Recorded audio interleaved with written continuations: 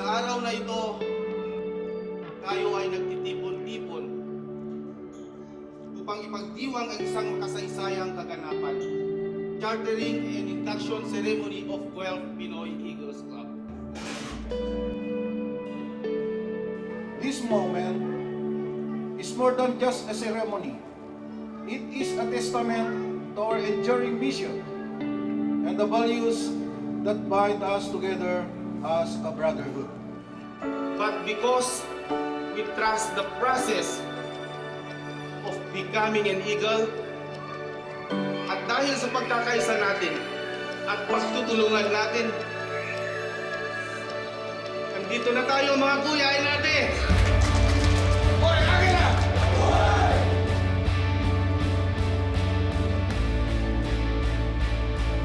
Today is the moment that we are waiting for.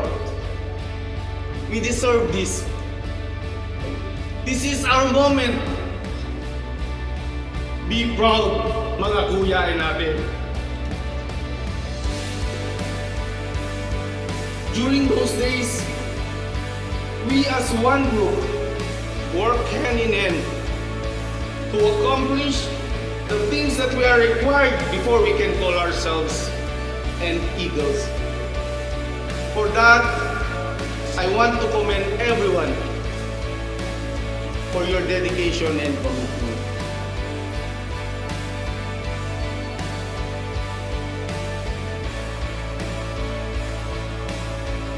Alam ko po na hindi magiging madali. Hindi madali kasi we have to sacrifice some days that we are supposed to be with our family. Pero naiintindihan po tayo ng mga asawa natin. Bakit? Kasi po hindi ito pansarili yung ginagawa natin. Tumutulong po tayo sa kapwa-tao natin. Without complaints and smile in our face, we are able to fulfill our duties as eagles. That is why I am very proud of this group.